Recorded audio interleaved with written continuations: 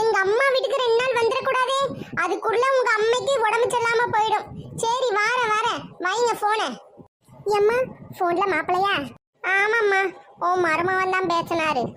என்னம்மா என்னாச்சு? என்ன சொன்னாரு? எங்க மாமியாக்காரிக்கு உடம்பு சரியில்லையாம்மா. நான் எப்பெல்லாம் இங்க வரணும் கரெக்டா அவளுக்கு உடம்பு சரியில்லாம போயிடுது. தலைவலியா ஜுரமா, அதனால உடனே கிளம்பி வீட்டுக்கு வான்னு சொல்றாருமா. ஆமா, நீங்க வந்தோடனே உன் மாமியாக்காரிக்கு வராத தலைவலியும் வந்துடும். நீ அங்க இருக்கும்போது சும்மா தானே இருப்ப. நான் 2 நாள் வந்து இங்க நிம்மதியா இருக்கிறது என் மாமியாக்காரிக்கு பொறுக்கலம்மா. நீ பேசாம இங்கே இரு, தலைவலி காய்ச்சல் எல்லாம் தானா போயிடும். சும்மா சொல்லுவாக்கா இருக்கும். ஓ மாமியாக்காரி தான் நல்ல கலங்கு மாதிரி இருக்காளே, அப்புறம் என்ன அவளுக்கு? உன்னை எப்பயோ காப்பி போட்டு எடுத்து வச்சோன்னே நேரம் என்னம்மா?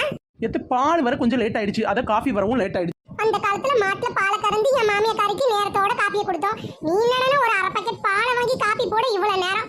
வந்தது இப்படிதான் இருக்கு, வாச்சது இப்படிதான் இருக்கு. என்ன பண்றது? எல்லாம் என் தலை